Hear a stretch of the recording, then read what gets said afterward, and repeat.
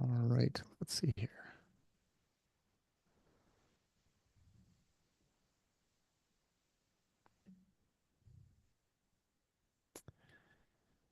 All right, folks, we're just about ready to go on here.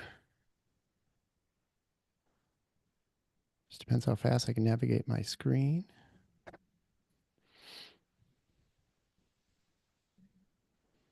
Back things up. All right.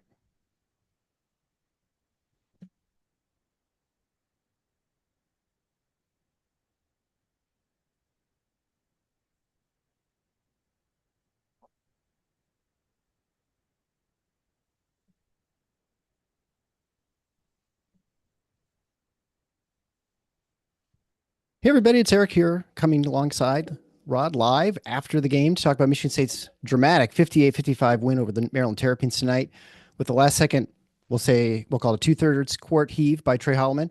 For those of you tuning in live, please comment in the chat below. If you like the content we bring you game after game, please leave a super chat thanks or chat below or head on over to support page at tffinots.com/support. There you can find ways to support the show, which reminds me, a big thanks to Adam Rock's gift via Venmo for Bruce of the Brez. Thanks. And Bruce, only 2 more games at the Breslin. It's kind of hard to believe actually at this point. So we'll see you Sunday, I guess. Okay, Rod, this is a kind of a strange game in the sense that both teams really, I guess really you could say with really good defense the first half. It was 23-21. If you happen to watch, or maybe if you were unfortunate enough to watch the Nebraska-Michigan game a couple on Monday night, you almost felt like you're watching a replay of that. The only difference is I think the teams are shooting a little bit better. It was a little bit more defense than offense this game, but it was still a rough first half for both teams Yeah, offensively. yeah, I agree with that. That was, I'm not going to say that it was what you aspire to offensively, but anybody can, if you have any Michigan fan in your life wanting to draw any comparison, I don't know why they would after the result. Be futile for them to talk about it. But if they were, they're a moron. Different games entirely. Michigan State and Maryland are high level defensive teams. Michigan and Nebraska are good defensive teams. There's a difference. And if you watched that game, you should understand both ways. That was, I'm not going to say entirely defense because it's never entirely one thing or the other. But was it mostly a result of two teams really guarding? And then you can say offenses not managing to rise above excellent defense. Yes, I think that's accurate. And I think it was accurate. It accurately describes the whole game, both ways. And so, Michigan State came out as they have the last 3, 4, 5 games now. It looks like that they've really been coming out strong in the second half. And so you almost feel like if the game is tied or just within 1, 2 possessions, Michigan State's going to pull out the game because they just kind of grind these teams down into a nub. And that seemed to be the case with Maryland. Michigan State up 9 with, I think, a little over 2 minutes ago. And Maryland hits a 3, and then they just hit, or maybe I don't know. But they hit a No, bunch of free throws. they didn't hit a three. They were up. They were up. Michigan State was up 6. Maryland did not score a field goal, if I have the information Last correct. 5 minutes or I think I something, do. right? For the last 6 minutes. Yeah. They flashed on the screen with about 50 some seconds left that it was 5:07. And then I believe all their points from there were free throws, right? Yeah. So they did not score a field goal for the last 6 minutes and change Yeah. of So that. really and what we saw there in the second half is really just some really good defense on Michigan State's part. They were able to get just enough offensively, not Yeah. great. They had times they were stagnant. They hit just enough jumpers. Jeremy Pierce hit that big 3 late to go up, I think, Yes. 9 and or maybe go up 7, I think, at that point. And that just kind of gave him a little bit of an edge. And, they were daring him to shoot that all day, and he kind of ended up hitting that one. And of course, the shot we should talk about at the very end of the game, Michigan State blows the lead. Tre Holloman with an inexplicable turnover turns the ball over like 3 seconds of the possession after getting, and then gives it fouls, gives up the 2 points right there. So it's a tie game. Michigan State goes down, unable to score. Maryland runs down with 10 seconds left or so, shoots a 3, comes up very short. Michigan State with the rebound, and then Tre Holloman from, I think, like 2/3 of the court or something like that. He was still well beyond the timeline. Hits, I mean, swish, like nothing but net Yep. as the horn goes to win 58-55. And if you remember, it was not that long ago, 5 years, 4 years ago, when Cassius Winston did the same thing. It was a different situation. Obviously, Michigan State was leading that game at halftime, and he hit a half court shot. It was actually exactly half court shot to go into the locker room and put Michigan State up. I think it was 12 I points or want something like to that. give you some parallels. Number Okay. five, number Oh five. yeah, there you go. Michigan State, the last time they were in contention for a Big Ten title, Michigan State in contention for a Big Ten title. Now that season, I pray to God this one can't end the way that one did for Yeah. all our sakes, Yes, the whole basketball world's fans and sake. non-basketball fans alike. Right. Yes. Um, but the parallels are remarkable. There are some differences, as you say. Cassius hit that heading into the halftime locker room. This was the game winners. This was a much bigger shot, frankly, than Cassius's. I'm trying to think. I've been watching Michigan State play for a long time. I think beyond a doubt, in terms of a consequential game, a game of this magnitude, never been a bigger shot in terms of the degree of difficulty and the outcome that it is a game decider than that one. In all the year, I go back to 1970, well, for real, 1977. I can remember a So game or two before then, but I'm trying to think. There was a last second shot at Michigan. I don't know if that was Kalen Lucas, maybe, or oh yeah, no, Kalen Lucas, Denzel and then of Valentine course hit one on Corey Lucius with the Valentine's. one in the NCAA tournament against Maryland of all Yeah, teams, right? To there that have been three. big shots in games that mattered a lot. But what I'm talking about is a shot of consequence, meaning the game was huge and it ends it with that degree of difficulty. We've Right. seen guys hit jumpers to win games in big moments. That's absolutely happened. But a half court shot to win it, can't recall one.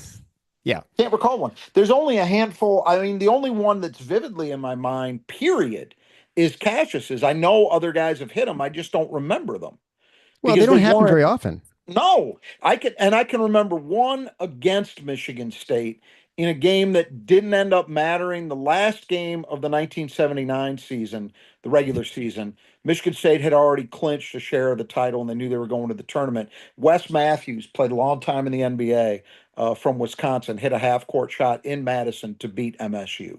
That's the only one I can remember the other way like that. There probably have been others, but I'm just not remembering them. So this was historic. You don't see Yeah. that shot happen in that moment, in that circumstance. Huge game down the stretch of the regular season, trying to win a Big Ten title, playing what I still believe, even after that game, is the second best team in the conference in their gym.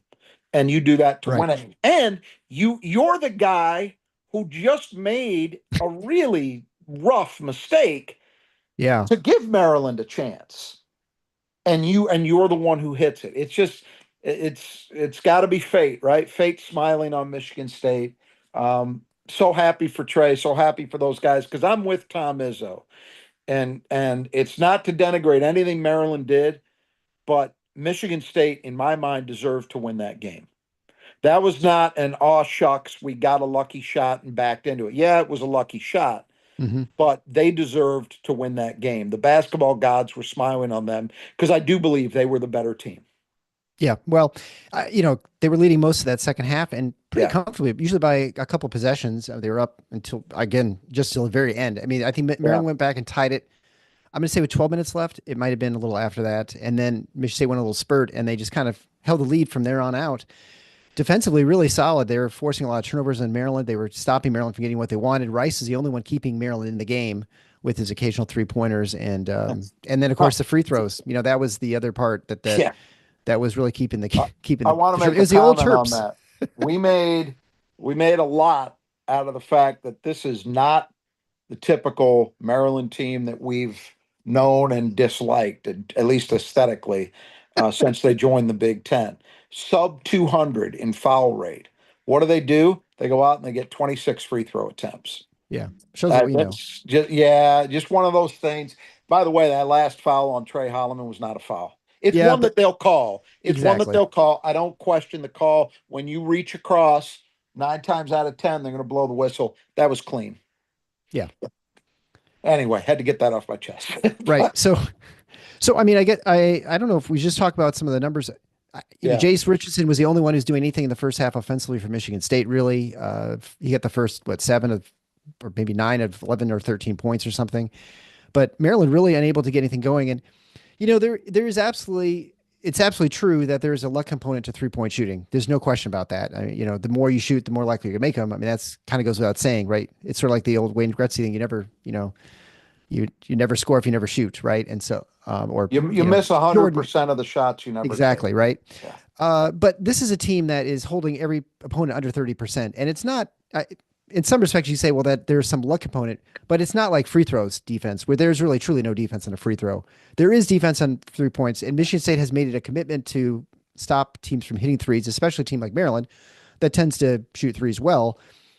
And what's really impressive with the defensive performance right now, I think, is the hedging by the bigs. Not only do they stop 100%. they stop the 3-pointers, they stop the driving, and even when they manage to drive, most of the time, not all the time, most of the time, it's not like an easy roll to the lane by the big on the pick and roll, or even if they get it down, they're still able to defend. There's even a sequence where I don't think Booker had the greatest defensive, but there was one where they passed out to the perimeter, and he guarded the 3-point, forced the pass to the guy he was guarding. I think it was Reese, or maybe it was Queen. But anyway, then he got out to guard him as well. I mean, as a way of covering. So really good awareness by this team. They're really connected defensively. And, well, it showed tonight. I mean, 55 points for Maryland, Well, and they scored 21 of them in the line. Michigan State's recovery, the bigs, part of it, not solely them, also the perimeter guys, the whole team. Sure. Their recovery was outstanding tonight. Outstanding. They didn't give up many open looks. And to his credit, the few that they did give up, Rice seemed to bury.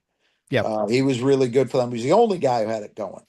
But Michigan State, there's no question you're correct about this. And this is where, and we use analytics all the time. I'm a believer in it. Everybody who's got two brain cells to rub together is a believer in it. You understand numbers tell a story, right? We use it to tell a story with every game.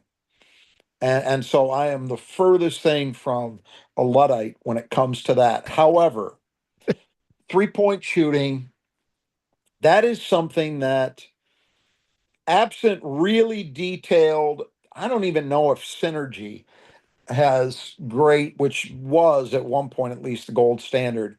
I don't know if there probably is someone who's tracking success rate on closely guarded shots. I just don't, it's not readily available. I haven't seen it. It probably does exist. But short of that, this is where you really do need the eye test. You need to actually be watching games to be able to tell, is this a team that's just kind of getting fortunate, like Right. with free throw defense, quote unquote, or are they causing it?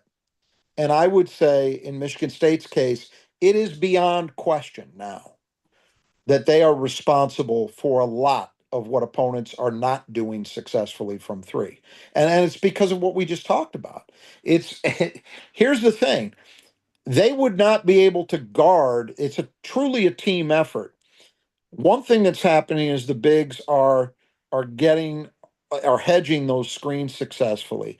So that's giving the guy with the ball in his hand, who's usually a shooter. Sometimes you could be running pick and pop, but usually the guard is going to be a shooter. It's not allowing him a clean look off pick and roll action, right? But the Yep. recovery part has to be happening as well. Otherwise, you're going to have to change the way you defend them. Like I'll give you an example, and I didn't think it was solely the case against pick and roll, but the one time Michigan State really struggled with that was in the Breslin game against Illinois, where they were so intent on pressing up and not giving Yeah. Illinois any clean looks that the Illini were able to hit them with several slips to the rim. It's maybe the one time all year we've seen that. But if that were a consistent problem, or things like that, where the bigs are not able to hedge and then recover effectively, you can't play it the same way. You probably got to back off the aggressive hedging at least somewhat, right?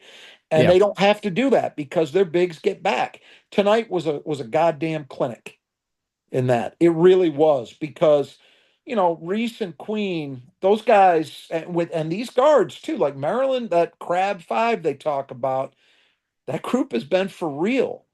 Yeah. And I can't recall many, if any, pick and roll baskets they gave up tonight, where No. the big slipped off the pick and got an easy look at the rim. It didn't happen. And Michigan State's bigs were obviously had it all clicking in terms of being connected, in terms of being able to recover, get back to their man. It was a clinic. And it was a clinic from the guards, too. Like I say, the way they were able to get into the gaps, provide some help, and yet not lose touch with a shooter. That's why it's because of that and the rebounding job they did that I think Tom Izzo said, and I certainly would say Michigan State deserved to win this game Yeah. Well, because I they mean, were so good in those components. absolutely. Michigan State was rough from a turnover standpoint in the first half. I think they had 8 turnovers. They cleaned it up in the second half, only had 4. We've seen this a couple times this year.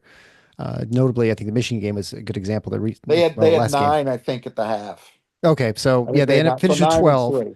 They finished with 12. Yep. Maryland has 11. So it was Yep. really not, that was really a push there. Yep. And of course, the big difference is the boards. Michigan State beat them with the boards 45-33, and 9 of those, but they had a +9 edge in offensive rebounding. Yeah. And now their offensive rebounding rate was not fantastic because they shot so poorly. They had so many field goal attempts. But anyway, it was an impressive performance from them. We had said in the game, if Michigan State got a lot more possessions, opportunities to score, we talked about that, right? Yep. Turnover differential, Yep. offensive rebounding differential. More Yeah. often than not, you're going to score unless you shoot like garbage, which they didn't shoot great, but neither did Maryland, which is, that's part of the reason. Now you give Maryland. The big difference for them was at the free throw line. Obviously, Michigan State was 10 for 12 at the line. Maryland 21 for 26. Yeah, That might be the biggest gap we've seen all year. It's it almost got has to to be. be. It has Yeah, to be. yeah. And I don't know. I mean, I'm not gonna obviously after a win. There's no point in complaining about it. I thought there was some stuff at the rim in the latter stages of that game that Maryland got calls on that Michigan State wasn't getting calls at the other end. I don't mind if you're saying, hey, the post defender is staying vertical, and yeah, there's contact, but he's entitled if he's staying vertical. If you're not gonna call those, fine. I can live with that, but just call it the same way. And I didn't think they did. Carson Yeah, Cooper got called for one late that I just thought was a missed call in that respect. But whatever. yeah, Maryland had the big advantage there. That was almost enough to even it up for them, yeah, but not quite. Michigan State, whatever it was, +7, right? So they're +8 on the offensive boards and -1 in turnovers, +7 right. in possessions. That is hard to overcome. I was on Jack Ebling's show this afternoon. We were talking about the Michigan game. And he almost caught me because he said Jack likes to, I think he intentionally likes to try to trap me. He probably won't admit to that. Yeah.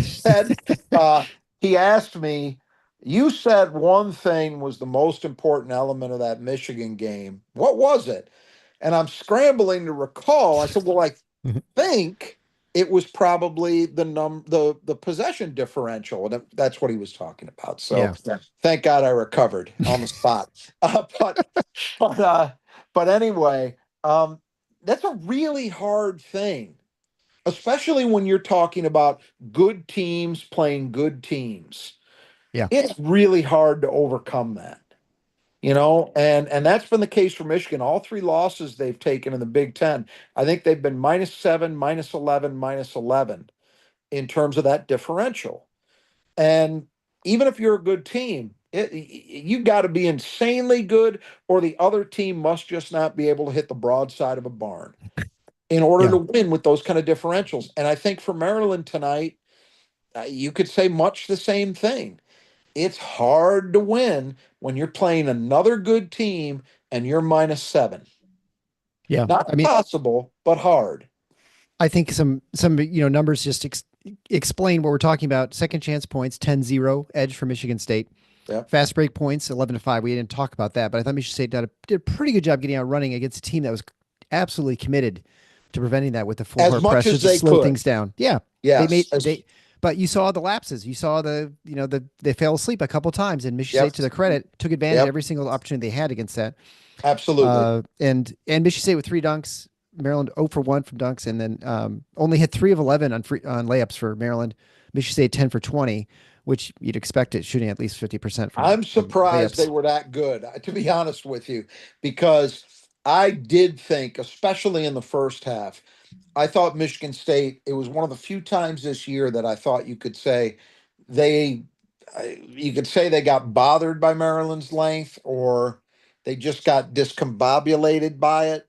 It wasn't that Maryland was blocking a ton of shots. I don't know what well, maybe it was. They had a No, they had couple, 4 blocks. not like They had 4 blocks. outrageous. Michigan State had 3, so it was about even. But I did think Michigan State got bothered by that. Look, ideally, you'd like to shoot better than 50% on layups, right? So Sure, I'm yeah. not sure that's a great number anyway, but I'm actually kind of surprised it was that good. Well, they were under 30% from layups, so that's even worse, right? So Maryland, what? Yeah, you have 3 for exactly. 11, so that's Right. you're obviously And winning there. I did not realize this. Jack, again, I was on the show today. He pointed it out. Michigan State, at least coming into this game, was number one in the conference in block percentage.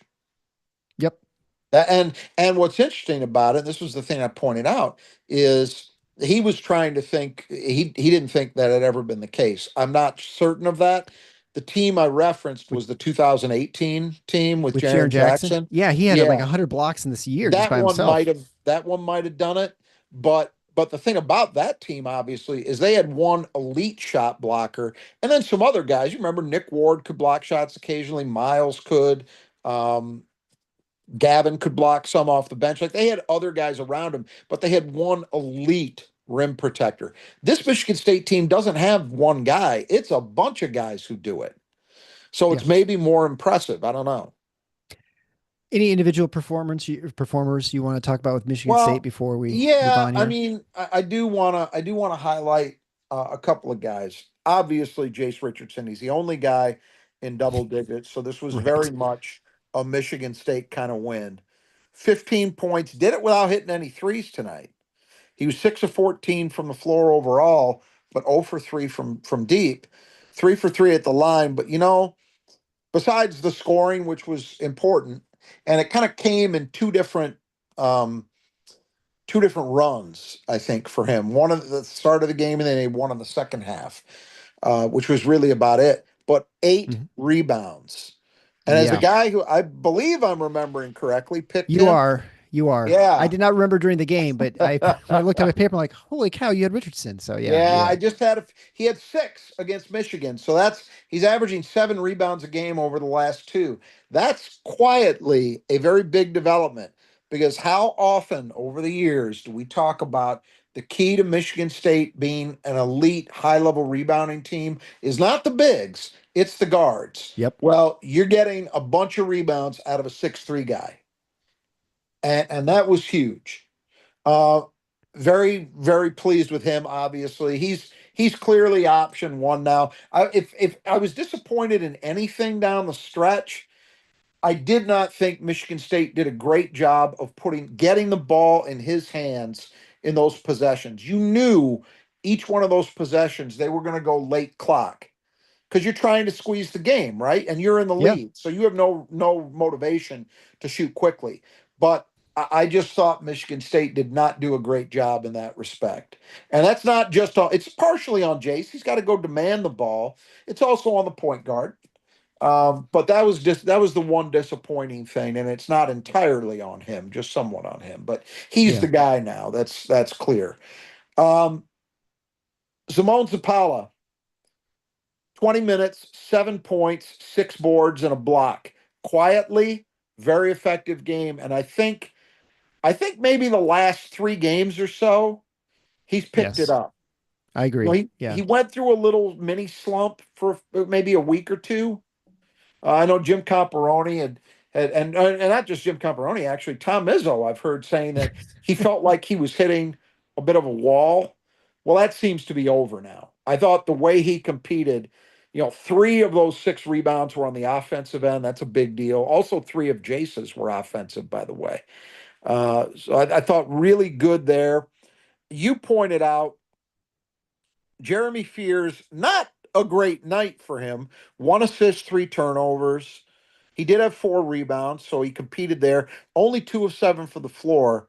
But that three he hit was, I mean, look, that's it. If they're going to back off you like that, at times, I'm not saying every time, but at times, you're going to have to shoot your way out of that. Sure. Yeah. There's no option, right? And they're playing whoever, well, I think Queen might have gotten switched on him, but Queen's 10, 15 feet off him. Yeah. You got to take that shot. And to me, he's a guy who's just got that internal fortitude about him that I'm confident with him in big moments. Doesn't mean he's going to make the play every time, but I'm not surprised to see him step up and deliver that way. And then I guess the other guy, well, 2 other guys I want to mention. Xavier Booker, 3 points. He hit a triple, which was nice to see go down for him. But I thought that was the best overall game we've seen from Book in weeks. Yeah. First of Both all, ends. he played 14 minutes, so he had more trust from the coaching staff than he's had lately because he got at least another turn or two more than he's been getting lately. But 4 rebounds, had a great block shot Yep. in the paint.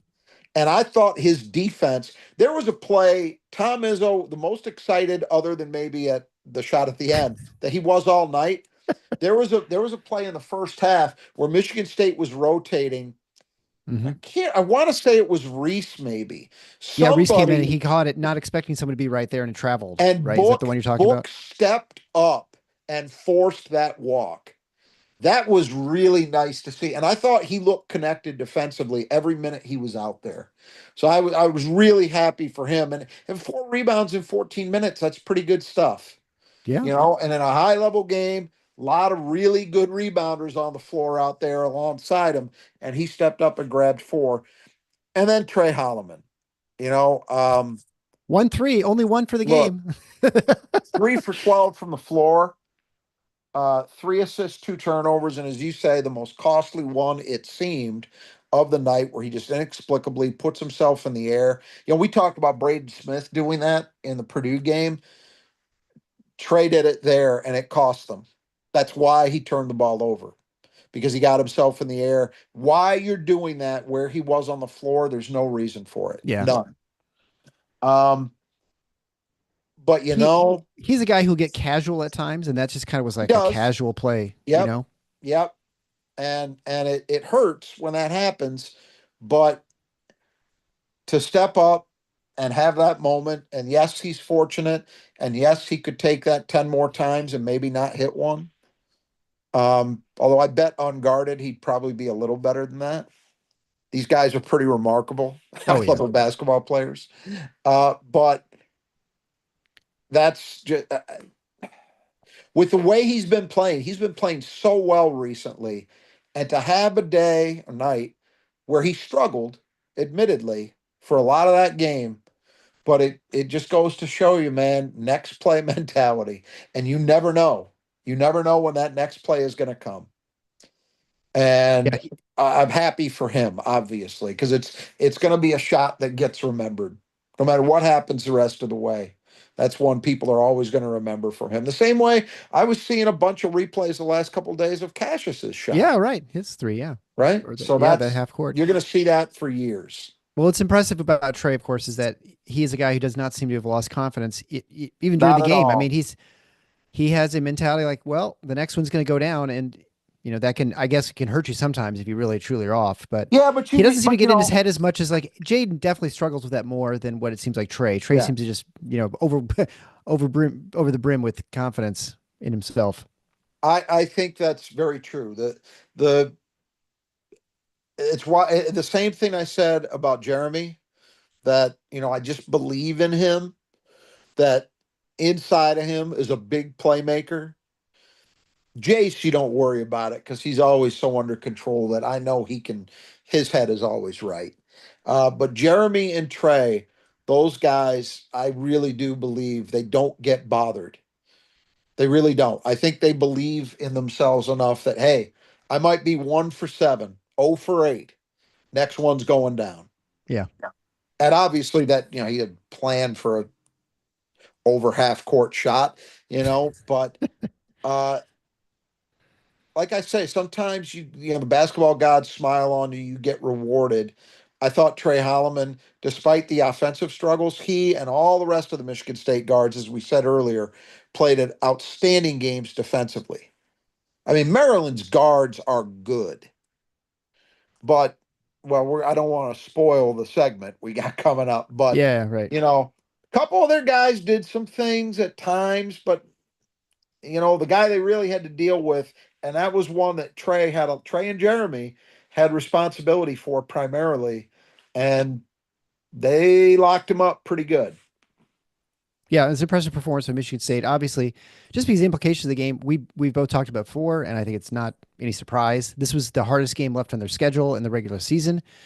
They Yeah. go into a hostile environment against a team that's on a roll, won 4 in a row, 10 of their last 12, and they win it. And with their 4,000 students, I mean, that place was jacked up, and they went in and you know delivered, almost faltered to the end, but they didn't. Right, so that's a sign of growth as well, and that's an impressive You know, performance for them. And they're now 14-3 in the Big Ten. They're all in first place right now. Michigan State obviously has to play. They're having up on Michigan still with one game to play against the Wolverines at the end of the season.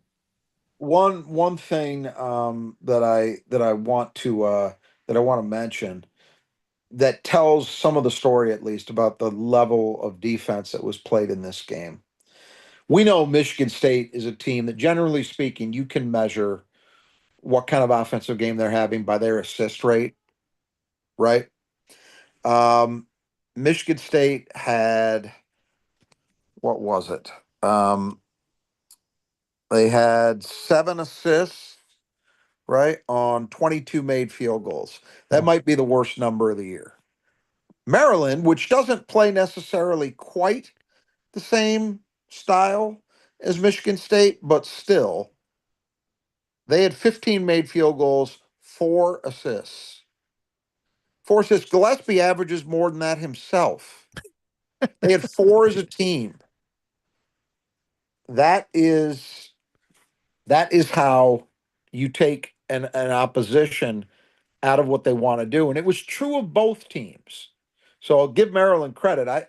For as much credit as we're giving Michigan State on the defensive end, Maryland was really good as well. A lot of those shots, a lot of shots that we've been seeing Tre hit in particular, I think in the mid range, those were guarded better tonight than we've seen Oh yeah. lately. And so some of that, don't think that Michigan State struggles were all because of them just not shooting, just not running good offense.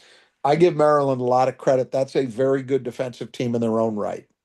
And we knew that coming in. They didn't really have any obvious weaknesses. Yeah, they were like third in the Big Ten, I think, in scoring defense, or maybe even Yeah, second. but They might but I have mean, just barely even been, so they're good. diving deeper, they do a great job limiting opponents' success from 3 and 2. They don't foul very much. I think they were 30th in defensive rebounding Yep, good percentage, so defensive they're rebounding good team. Yeah. there. They turn you over some, which we saw at times. Um, they don't have a lot of defensive weaknesses, so it's not surprising that they were good. But I think you saw two high level defensive teams, and sometimes when that's what you've got, that'll win out. This Michigan State was just a little better. Yeah. Well, and there are a couple wide open threes that Maryland had, but it reminds me a lot. And I always hate bringing back the memory of the Syracuse game in the NCAA tournament, but it's so stark sometimes where you're just off, and then eventually you finally get an open shot, and then it's like almost too hard to hit, because you've missed 10 in a row or something like that. And Well, so, was Gillespie took the last shot, I believe. Was yeah, that but I don't know, was that a three? it was a three, I'm pretty sure. Yeah. Yeah. And he was Yeah. 0 for Where he barely got 6. front rim. I mean, he was not even He was close. 0 for 6. Yeah. Yeah. He was, yeah. And that's an example of some of what you're talking about. Was it an open shot? Yeah. That one Yeah. we haven't even talked about that, but it's probably a fair point to say not exactly how you draw it up for Michigan State in terms of defending that, because he did get a good look. But was it just not the result of not seeing shots go down? Was it, what we've talked about a lot, and we'll return to when we talk about the keys, was that maybe a guy just a little worn down, Maybe. didn't have enough gas in the tank? Who knows? Yeah. Maybe he was 4 or 5 feet behind the line too. It was open, but it was open because he's so far behind the Yeah. line as well. Well, let's talk about Ja'Kobi Gillespie. He was a player that you selected as the Michigan State player needed to be keeping the Maryland player that Michigan State needed to keep in the gutter. Brought to you by the brothers Jesse Gutters. So it was raining, at least on our side of the state, and well, a little wintry mix, I guess they call it.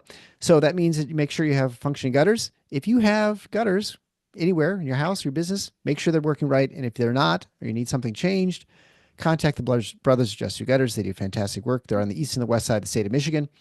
As a listener to the show, you get 10% off. You just head on over to our support page. The Final Four is on theskedule.com/support. There you can get in touch with Greg or Kurt, and they'll take care of you whether you need it cleaned out, repaired, replaced, whatever it might be.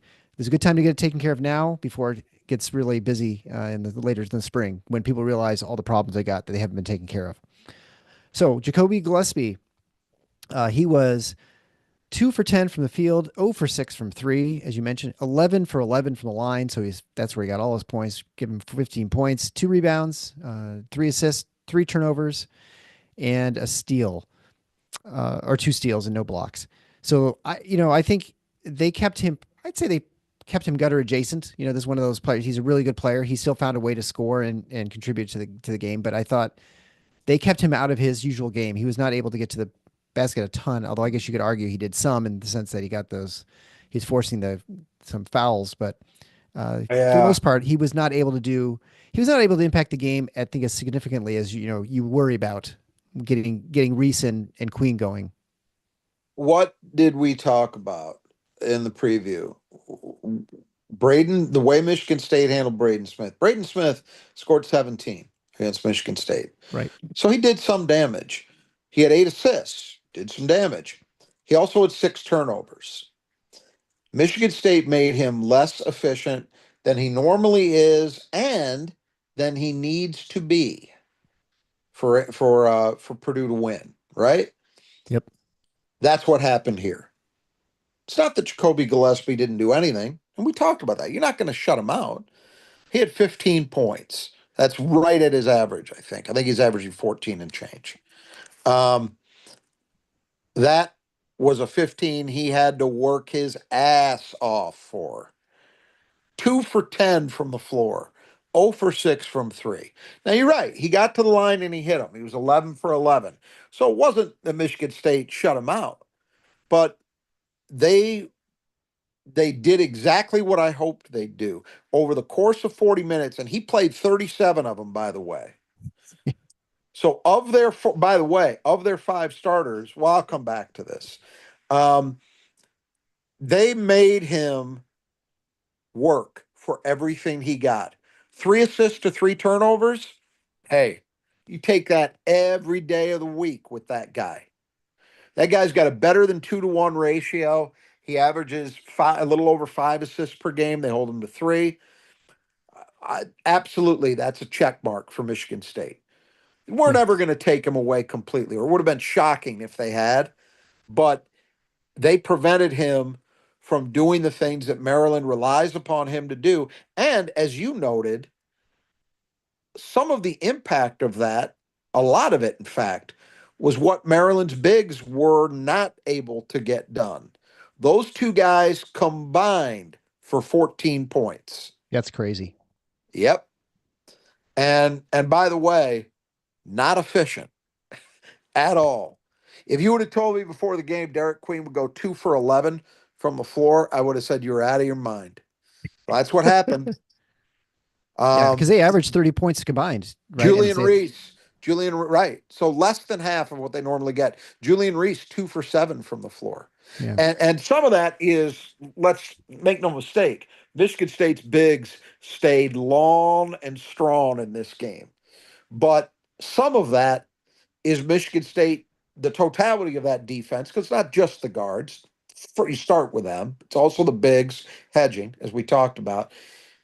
They didn't let Gillespie get loose to make easy opportunities happen for those guys.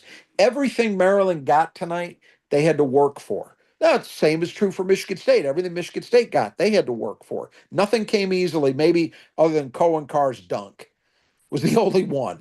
Yeah. The whole night, both ways. And so one team ends up a possession better. That's what you get. But yeah, absolutely hats off to Michigan State for the job they did on Gillespie. Yeah, and I think he plays 37 minutes, and not only is he running up and down the court playing defense, and he's getting harassed the whole time, but that mentally that just really taxes on you too. And so that I Yep. think you see that we've We'll talked about it return to before. that subject in a Exactly. second. Yeah. All right, so that brings us to the Squeegee Squad of Grand Rapids, friends. It's getting close to spring. Make sure your windows are nice and clean, whether it's your home or your business. Especially if you're a business, you want to make sure you don't have dirty windows and stuff. So Squeegee Squad of Grand Rapids can take care of it. They can come out to a very large area outside the Grand Rapids area. You can contact them and get an estimate at our support page at tffinots.com/support. You can get 15% off as a listener of the show when you get your estimate from Troy and his team.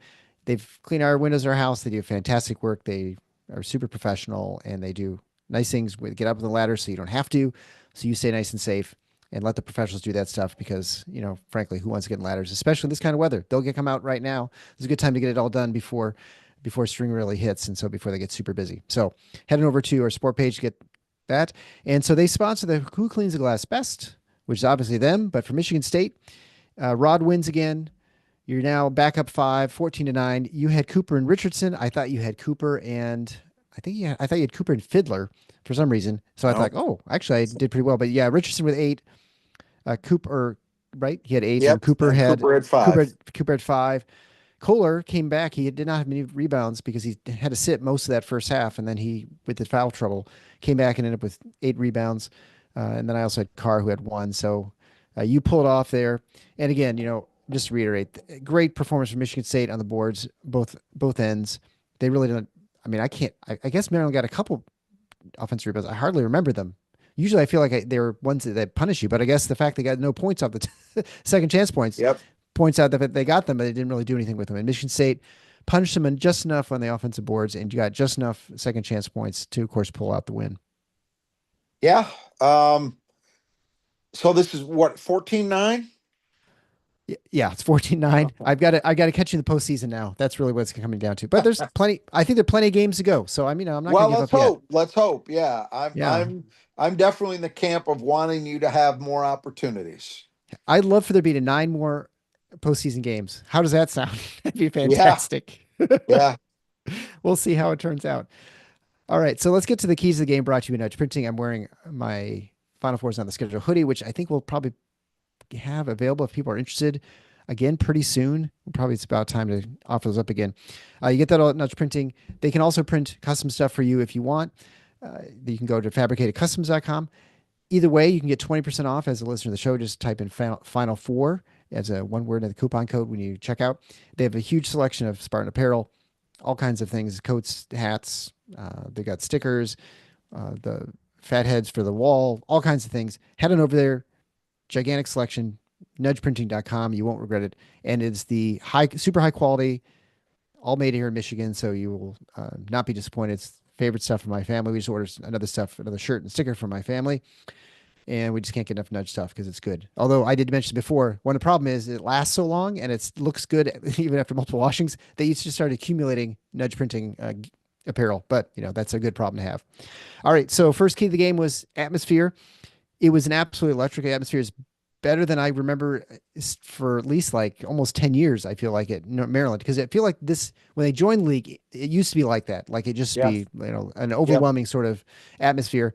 It has not been that way of late. Even what games I watched this year have not looked like that, but they came out, Michigan State, obviously Maryland's chance for getting a Big Ten championship was on the line, and they're out of it now. But it was everything we thought it was going to be. And the nice thing is Michigan State in general, I think handled it just fine. They didn't seem to be bothered by it at all. Well, you saw the way they started, right? And I Mm-hmm. think a lot of that was, of course, their freshman, Jace Richardson, being the guy who really got them going, which is interesting that it's your freshman who's in that role. But Ice in the veins. whatever it takes. Uh, yeah, Maryland had the stars were out. Gary Williams, Scott Van Pelt. Those are Maryland stars. I mean, I'm not denigrating it. That's Scott Van Pelt's a big media figure. Yeah. They were there. Uh, Everything I saw, the students were there. I think this morning they were lining up from what if I heard that correctly. Do they have class in Maryland? What's going on? Well, look, whatever. I remember him Give caught. them, Yeah, I know. It's yeah. And I will admit the flag thing when they get the flag going down that student wall behind the basket, that's impressive. And it's that's sweet. It's a sweet state flag. Let's yeah, just be honest, right? that too, that helps. That absolutely helps that the flag is what it is. Yeah. Uh, I think that it sure seemed, I mean, obviously we're not there. We have to rely on what we can hear through the TV. And, the television always dials that crowd noise down because, or usually does, because they want the broadcasters to be able to be heard. Yeah. But from what we could tell, what was coming across and then what was being said by people who were there, it seems like it was an incredible atmosphere and good for them and good for Maryland. I think it's a good thing for the Big Ten. Absolutely. Maryland is a basketball school. They care about football too, but they're a basketball school. I'm talking about traditionally. And I think you're right that over the course of the Turgeon era, that enthusiasm, give or take those guys that used to try to dress like them in their student section, if you remember that. Yeah, those guys are Uh, awesome. Give or take them, I do feel like enthusiasm ebbed away a little bit from where it had been. Even at the end of Turgeon's run, let's remember the year that got wiped out by COVID, we were talking about, Cassius hit that shot at half court. Maryland was one of the teams that tied. It was a 3-team tie, MSU, Wisconsin, and Maryland for the Big Ten title. So that year they were good, but I don't think they had I don't remember the crowd that day when Cassius hit that shot being equivalent to this. This was this was special, and I hope that they get back to that on a consistent basis. I hope that Kevin Willard can keep that going because I think it does make the Big Ten better.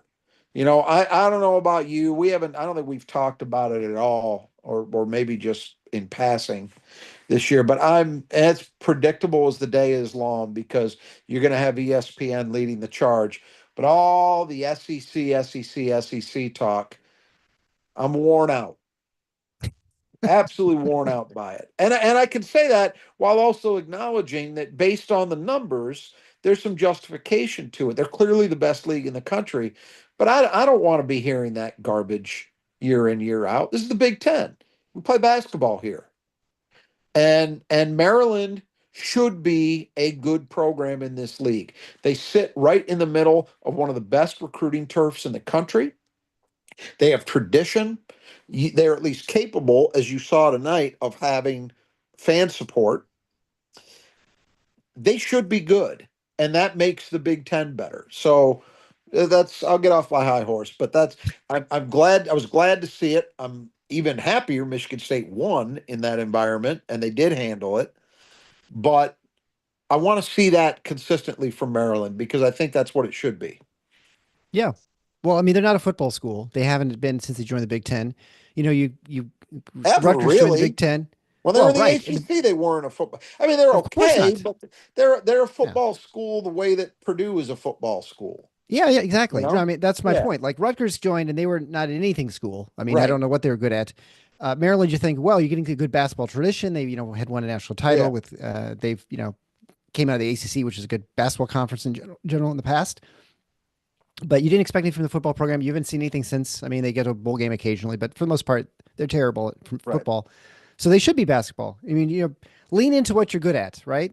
So it's great to see that. And I agree with you. I like seeing that a lot. So, second key to the game is the transition game. Again, as I mentioned earlier briefly, Michigan State had trouble getting into the fast break quite a bit just because even after made baskets or free throws, because Maryland did a good job of pressing to just kind of slow Yeah. things down and not let Michigan State get a head of steam going. They did catch them a couple times. They had an 11-5 edge, fast break points.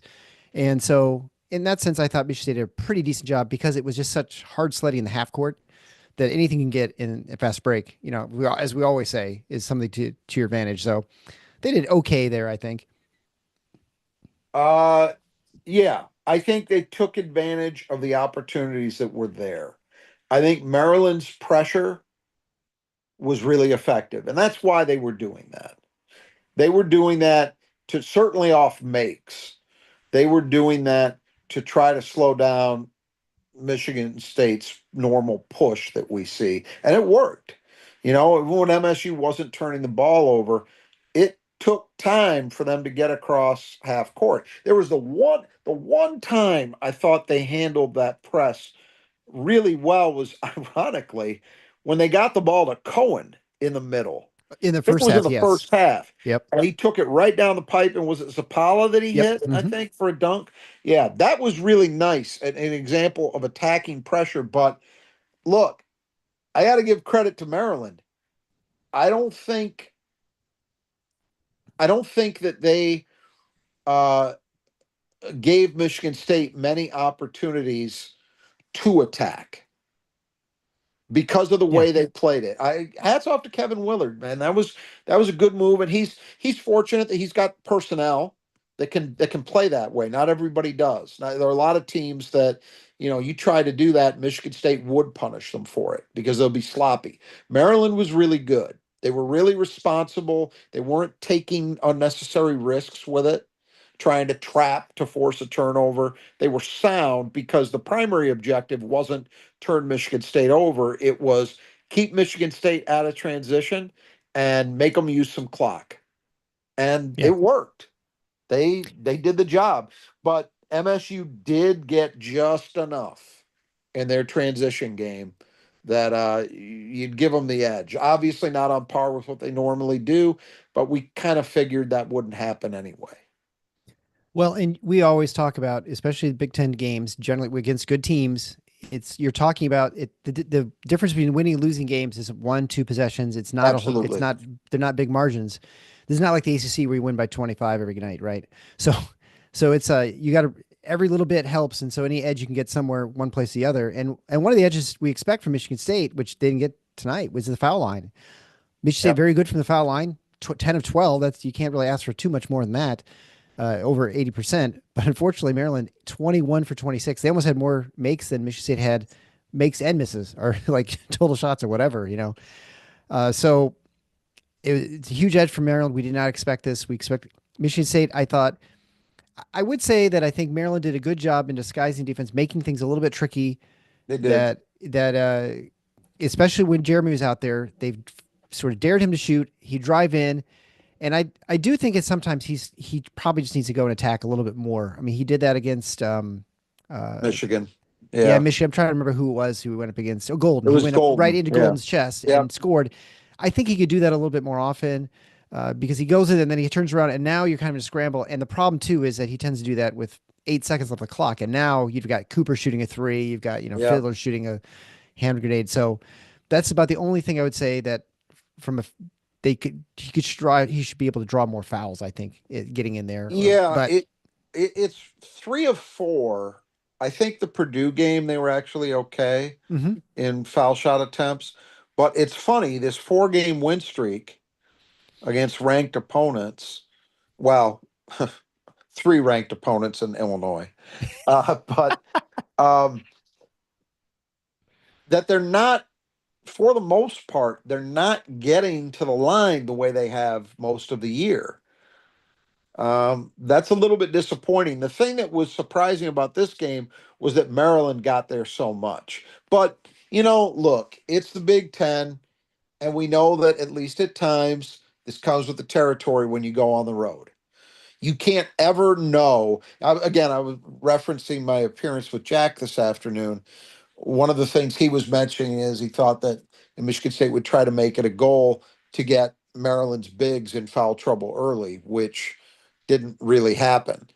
But my comment to that was, yeah, you can't ever count on that when Right. you're on, especially when you're on the road, because you just don't know. As I said, my only complaint was I felt that contact at the rim, which was very similar looking to me.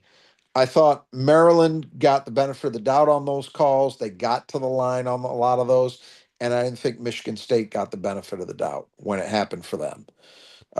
But you know, that's the way it goes. So the most surprising thing in this entire game to me is that Maryland got 26 free throw attempts. Not because obviously they're at home, but they just haven't done that all year. Like they're a below average free throw rate team. And which is kind of surprising when you look at that team. You look at those two bigs, you figure they'd get there a ton, and then you'd figure those guards are capable of creating some action at the basket too, but they just don't do it on the season. And yet tonight they did. Yeah. Well, how many times have we seen teams that don't offensive rebound against Michigan It State, or you, happens. Yeah. The right. I weird mean, there's things times you happen. don't shoot well and then you shoot Yep. threes real well one game or something like that. So anyway, Yep. moving on to the fourth key to the game was the bigs. And it's interesting, I think had we gone in thinking that it was going to be a 14-12 edge for Maryland to scoring in the, for the bigs. I mean, you feel really good about winning that game. That, 100%. yeah. So, uh, they were, as you mentioned, I think what the two bigs for Maryland were 4 for 20 or something like that, or around there, 4 for 18 maybe. And so that was a good job. Michigan State obviously out rebounding them by 12. Michigan State with a 30.2% offensive rebounding rate, which is not great. It's kind of okay, but Maryland at 15%. So totally just eliminate them off the Yeah. boards. And a 10-0 edge in second chance points. Again, it's another one of those little edges you can use in order to pull out a game on the road, where it's Sure. always going to be tough. You get an edge in second chance points. You have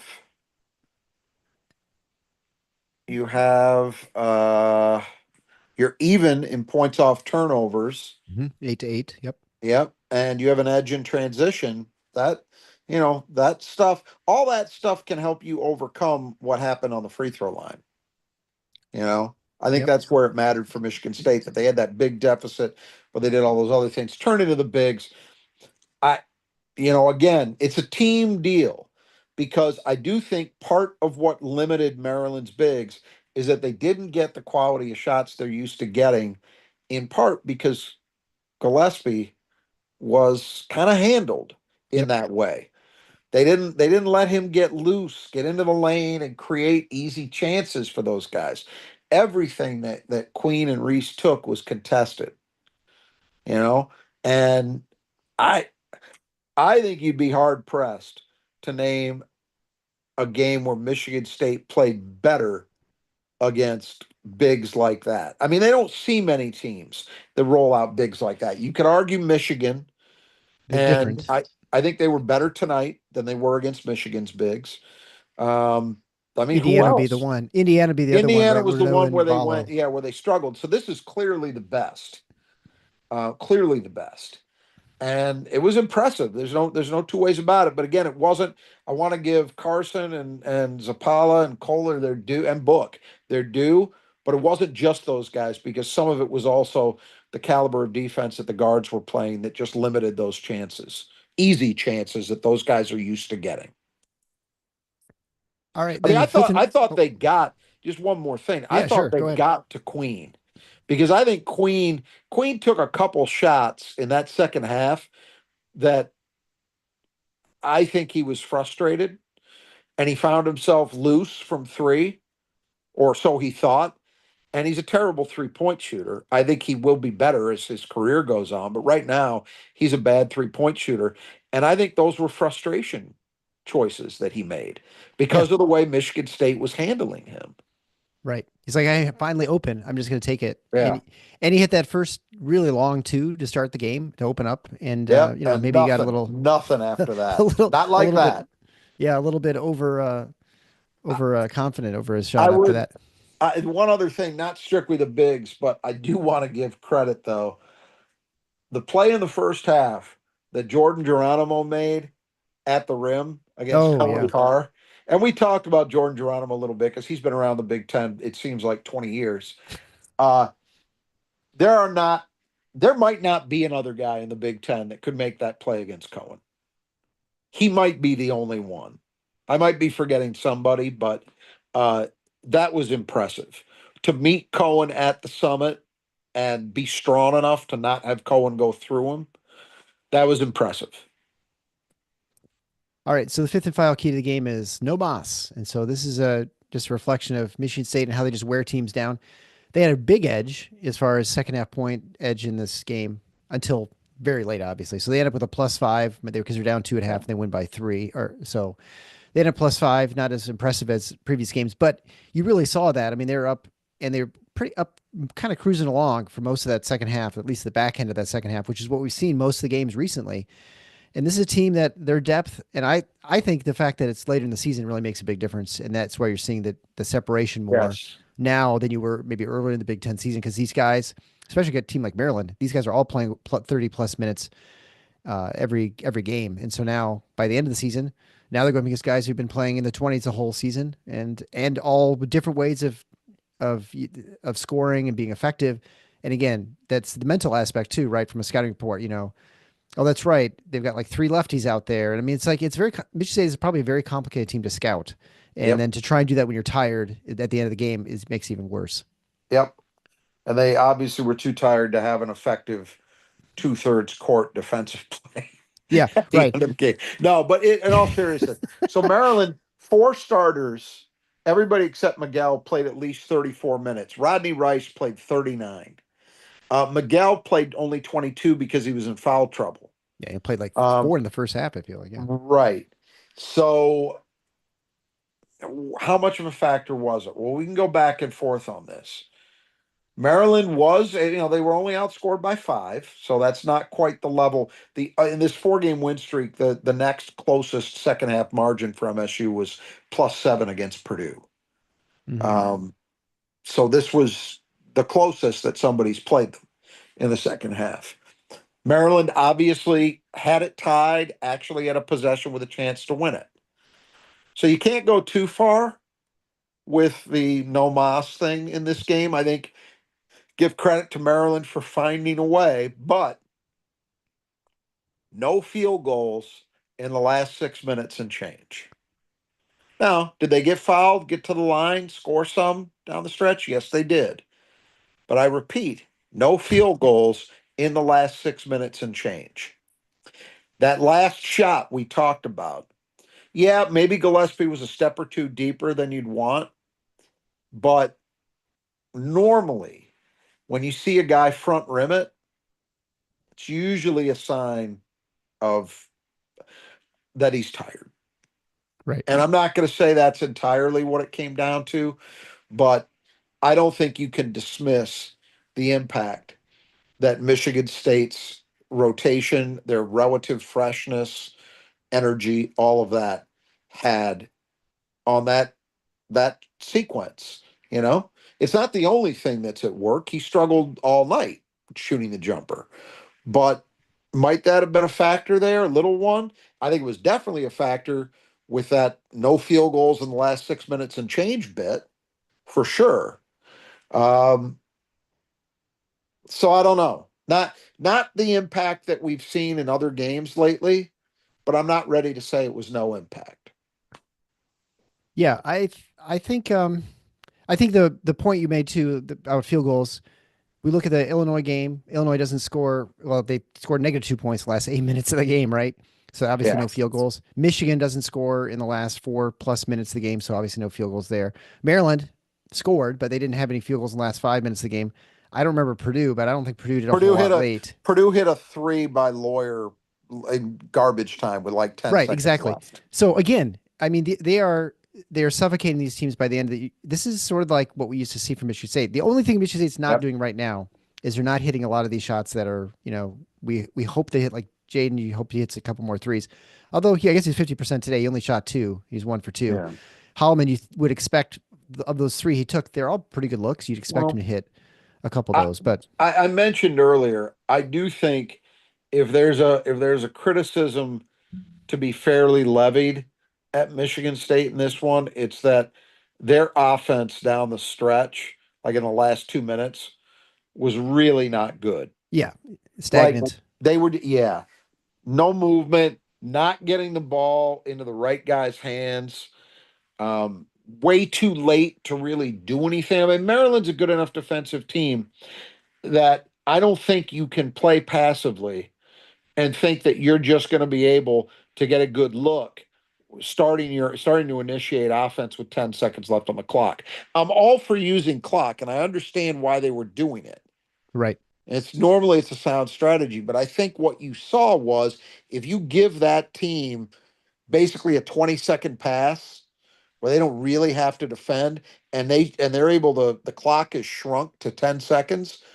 They can handle that, Sure. and they Well, they're did. also tired, right? I mean, that's the time you want to, even if you're attacking without any Right. intention of attacking, right? Like just cutting Yeah. and making the move through screens and stuff, they're going to get tired. I mean, they're I just already kind didn't. of worn out. Yeah, I didn't love that, but hey, a win is a win is a win is a win. Well, let's look at this team right now. I mean, they're 14-3 in the Big Ten, 3 games to go. The Big Ten title of sole Big Ten tournament or championship is solely in their control. They have to win at Yep. Wisconsin, win home at Wisconsin, at Iowa, home against Michigan. 3 games, you think? I mean, they're favored to win all three by the Yep. metrics and by Yep. every sort of way. So there's every Yeah. reason to think they could win it. And also, this team remarkably is 7-2 on the road. I mean, I can't remember the last time a Michigan State team was 7-2 on the road. That is in the Big Ten. That is, Yeah. it's been quite some time. I don't know what it was with because I still even feel like the Cassius team in 19. I think they stumbled a couple times early in the year. But anyway, the point is this team has not been bothered by the road environment at all. They don't. I mean, they don't seem like even when their runs, like in Illinois, there's some runs early in that game where Illinois kind of got up to a 10, 12 point lead. They didn't seem to like wilt. They didn't sort of compound where you see that sometimes where you have more turnovers or something like that. And then suddenly you're Yeah. down 20, they haven't done that. So, I mean, this team has a lot of poise and it's not like they're tons of seniors. I mean, there are some, I guess, with Zapala and Fiddler, but those guys and Akins, but there's just a lot of poise, as you mentioned with Jace, even. I mean, a freshman who seems totally unbothered by whatever situation he's in, which is kind of crazy. We we had the misfortune to see the only two road losses in person. Yes. Yeah. So, and And to be and I to be don't clear, the think last 3 road losses were all seen by you, right? No, I'm just and I kidding. Just go ahead. yeah. And I don't think that either of those, well, it's not I don't think, I know neither of those losses were down to, well, MSU just didn't handle an environment. Right. It wasn't like, yeah, they were Because bothered. Yes. those were at worst even environments in terms of the support. And USC, Michigan State had an advantage. There's no doubt about it. UCLA, I'm willing to say 50-50. Uh, Right. but yeah, that had nothing to do with it, right? Um, I do think it's a sign of a very, very good team to do what they've done. Now, you could say, well, they didn't have to go to Mackey. Absolutely true. Hmm. Didn't have to go to Madison. That's a break this year. But you know what? They had to go to Columbus. And, Ohio State is certainly a capable team. They're not great, but in their building, that's a good win. They beat Northwestern at Northwestern, right? At When full strength. Northwestern was full strength. Right. Very different deal. And by the way, they're still finding ways to win games. They might make the Big Ten tournament after all, which is crazy, Yeah. given how many guys they've got that are hurt. But that's been a tough place for MSU lately, right? Uh, I'm trying to think of the other Minneapolis, ones. they went to Yeah, it's a Minneapolis. gimme these days. But Right. but to go to Illinois and to go to Chrysler and then this one Yeah. especially, yeah, you can't deny what this Michigan State team has done. Well, and also, there was, I think, legitimate talk earlier. Their schedule's been sort of soft as far as the Big Ten schedule. Yeah, they're 9-0. Uh huh. Wait till they go out west. Wait till they Yeah. start going into Chrysler and going to Illinois and going to Maryland. Things are going to change, and then even their home games are tougher. They got Wisconsin, they've got Purdue, Michigan. and, Yeah. and Michigan, right? I mean, which is all absolutely true. But this team Yep. has risen to that. Aside from their stumble out in California, they have really answered the bell, and they've proven everyone wrong in that this team is maybe not quite as good, and the tricky thing I think for the media, and this goes for everybody. I think you look at Illinois is it's always a good example. They have without a doubt a number of guys who are going to be pros and are going to be probably playing a decent amount of years in the NBA, right? I don't think there's much question about that. But Probably three. as a Probably three. team, they just aren't that good, right? They're just Right. not as good. And Michigan State has, I think they have some pros in their team. I don't think there's any question about that too, but certainly not the level, and they're not scoring a zillion points. I mean, Jace Richardson is clearly the best player. We said that early in the season. Then by the middle of the season, we're like, yeah, he's pretty good. And now we're like, okay, he's the best player again. But they're not getting. I think this is the first time he got Freshman of the Week. I mean, this got almost the entire year. They haven't had anyone who's Big Ten Player of the Week. They don't have anyone who's leading, even close to leading the league in scoring. They don't have any big flashy players who have playing 30 minutes a game and getting a bunch of stuffing stats. They just kind of just do it.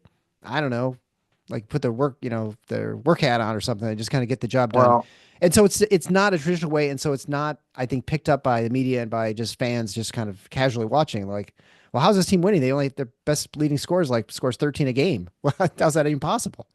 I think that's correct. You've started to see national people start to finally accept it. It's taken them long. And in fairness, Michigan State had that bad that bad turn in Southern California, and then came home 2 games after that and lost to Indiana, a disgraceful loss at home. And so, you understand it. The knives were going to be out. Say, we told you. Yeah. Well, the last 4 games, I think, have been the ultimate face response in your face. Oh, that is some old talk there. It's accurate talk too. They've taken Dating that ourselves here. schedule and shoved it right down critics' throats. Yeah. Uh, but one thing I will say, there are 2 guys that I would question this with, but I think if you take away Ace Bailey and Dylan Harper, I've gotten to the point that I believe Jace Richardson is going to be a better pro than anybody else in this league. I think you're right. I just with what he's done over the course of this season, the development that he's shown, even in the midst of playing his first year in college, I just he doesn't have the physical advantages that those other 2 guys have, but man, don't bet against him being a really good pro for a really long time. I'll just say that. And whether that means Michigan State doesn't get another year out of him, hey, we'll see. I'm not going to worry about that now because this team's got a lot of things left to do. And he's on a team right now. So we'll Yeah, sit right. back and enjoy it. But I do think you're right, though, to get to your point.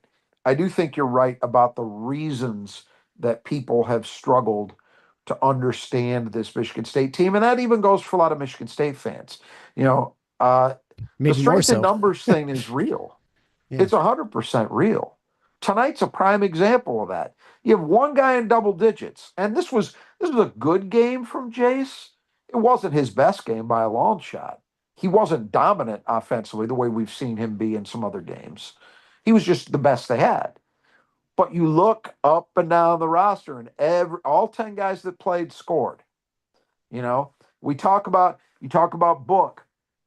Hasn't been doing very much lately, except he has started to get an occasional 3 to go.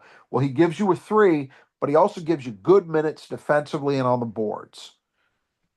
Frankie Fiddler, 4 points.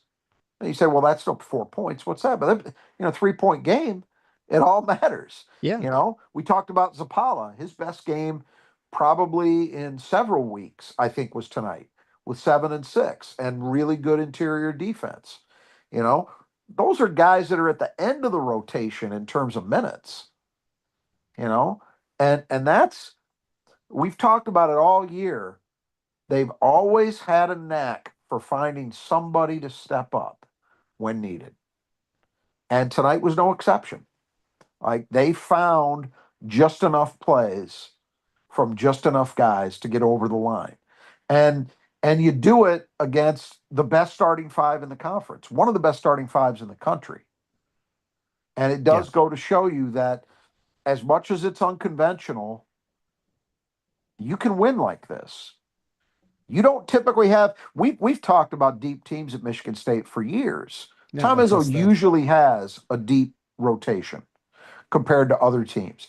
I don't know that he's had a rotation quite like this.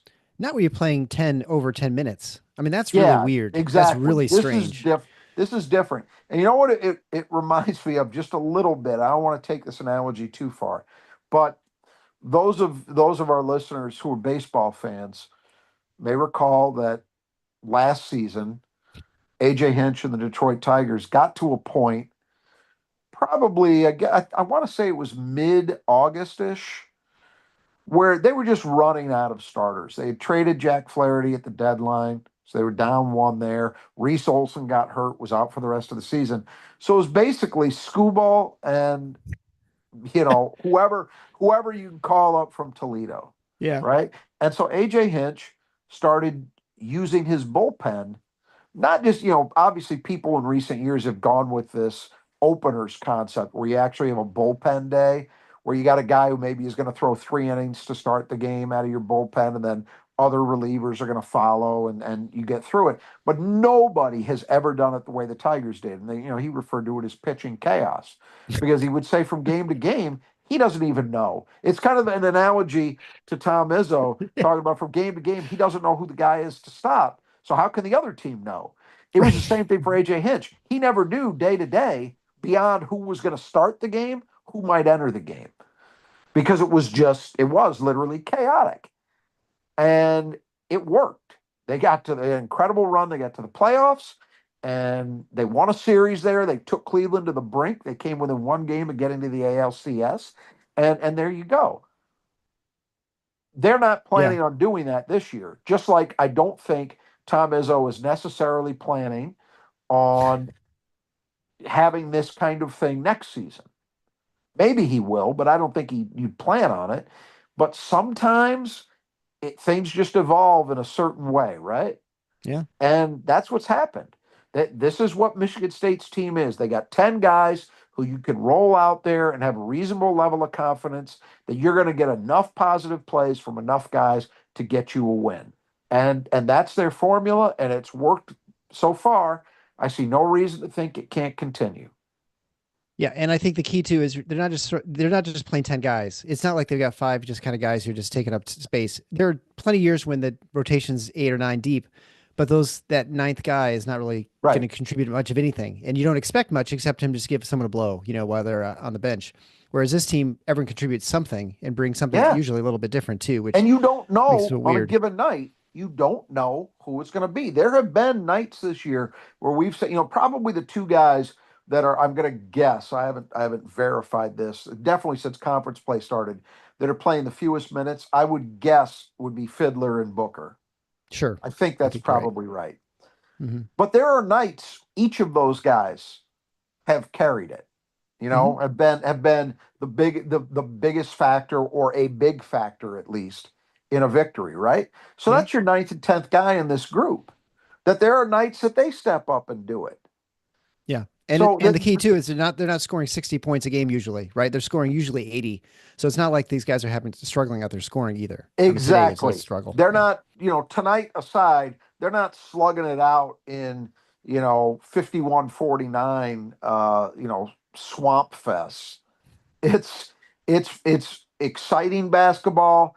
They have one of the best offenses in America. I don't know where they'll slide to after tonight in the Ken Probably Pom doesn't help. rankings, but they're still at least a borderline-ish top 25 offense. Hmm. So that has not, yeah, the lack of a dominant scorer does not mean this team can't score. Right. It's just how they get there is different. And I'll say this just for all of the Michigan State fans. I know that there's all the concern like talk about what's going to happen with Jace Richardson at the end of the season. What's going to happen with Cone Carr. I think Carr's probably coming back. But either way, just really enjoy this right now. I mean, this is something we have not seen in a Yeah, while. We're winning the Big Ten. I mean, it feels that way. We're going to have a fun run, probably in the Big Ten tournament, probably the NCAA tournament too. Really just enjoy it. And honestly, if Jace Richardson ends up going to the NBA, it probably means that he had a hell of a season and that this is going to be a pretty good run, right? I mean, if Cone Carr suddenly goes in the NBA, if he leaves for the draft this year, it's probably because he just caught fire or something happened, in the NCAA tournament. And so these are all good things. So don't be sad about it. Really I've enjoy it and embrace it right now. I've never lost sleep over guys leaving early at Michigan State. I just haven't. Yeah. And even occasionally you get a surprise like Miles Bridges coming back for a sophomore year when nobody saw that. I didn't see that coming. Uh, Right. I'm not going to lose any sleep over Jace Richardson. I said this weeks and weeks ago when he first started showing up on draft boards. I said, the one thing I'm confident in is that a really good decision will get made. There have been a couple of times, and only a couple, where I thought bad decisions got made. Yeah. And even, you know, one of those, Max Christie, has worked out for him. Credit to him. He's become a good NBA player. Um, but there just aren't a lot of examples of guys making bad decisions in this program. And especially when, as a father, you have as a father a guy who did it. Yeah, for sure. I just, if he goes, and I'm basing this just on what's happened to date, forget what's yet to come. If the decision is made that they think it makes the most sense for him to go pro after this year, I'm grateful that they got the year from him because it's been outstanding. I was actually going to mention this. I don't want to go too deep on this. We'll save it for another time, maybe after the season. But not too many freshman seasons at Michigan State have, and I'm talking the Judd era as well, have been better than the one Jace Richardson's had, Right. And it's in not my done yet. opinion. Very, Yeah, very to your few. point. Yeah. You start with Irvin Johnson, that's clearly number one. After that, there's some discussion to have, and we'll have it at some point. Yeah. Well, we've talked about it many times during this, but the previews for the season about other teams. The contribution from freshmen just is not that great usually for most teams in the NCAA right now because of the influx in the transfer portal and moving players, experienced players from mid majors or whatever. So you don't see freshmen contribute a whole lot to teams, and so this is makes it unusual and probably just the nature of the way Michigan State's constructed, playing so many guys. It allows this process to happen probably more easily than other places. I mean, and then of course you have a guy like Jace who is just a special kid. So Well, he's where he's better than anyone except Magic. Magic's in his own class. But where I yeah, can say, in my opinion, he's better than any other freshman I've ever seen at Michigan State, is his poise.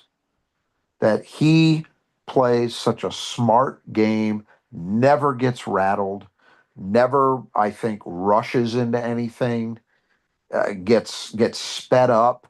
Like you just do not see it.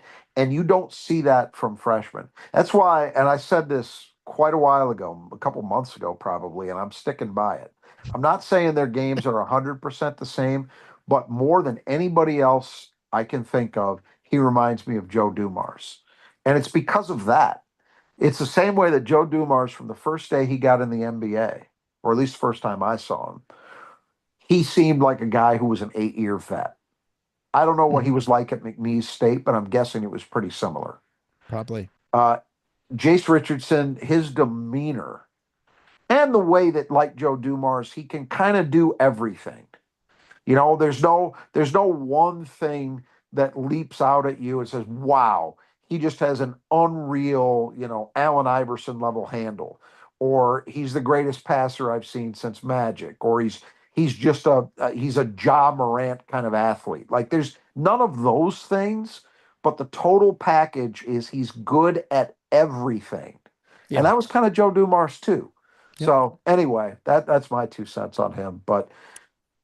All right. So we'll leave it there before we get too long here. And again, check out our sponsors at the tffinots.com/support. You find our sponsor, you find ways to support the show. We really appreciate it. We love putting on. Thank you so much for all of you coming online for watching the live show and the chats. Probably winning comment here, I'm going to say, is Jim McKay, 6-man one. Had a crab boil tonight. We certainly did in It's a good College line. Park. Great line. So Tre Holloman with a half court heave to win the game after almost being the GOAT with a turnover right before. Yep. So we'll be back with a Wisconsin preview before you know it. So until next time, the Final Four is on the schedule. Go green.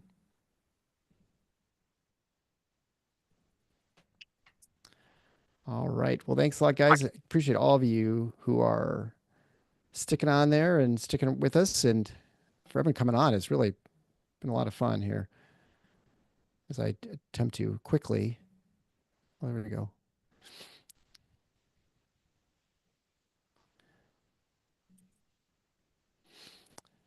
And the live stream. YouTube does not make this easy. So anyway, thanks for bearing with me.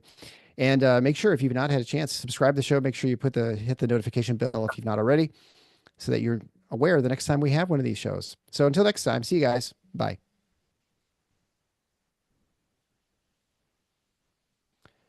And we're out. We're out. Okay. We're cool. So what do you want to do? We got Sunday, right? Yeah.